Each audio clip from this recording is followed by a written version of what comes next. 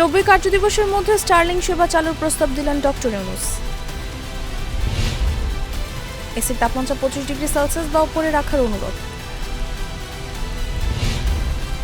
25 ফেব্রুয়ারি জাতীয় শহীদ সেনা দিবস।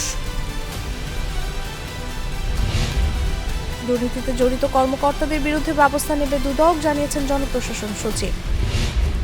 ডিসেম্বরে নির্বাচনের টার্গেট নিয়েই তফসিল ঘোষণা, জানিয়েছেন ইসি আনোয়ারুল।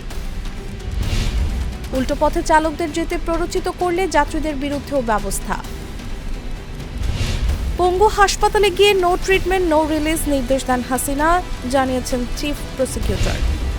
আগামী বছর থেকে অনলাইনে রিটার্ন দাখিল বাধ্যতামূলক হচ্ছে, জানিয়েছেন এনবিআর চেয়ারম্যান।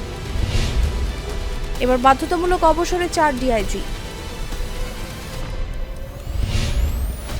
দেশি বিদেশি প্রতিষ্ঠানের বড় বিনিয়োগ পরিবেশ তৈরি করবে বাপা ফুড প্রো।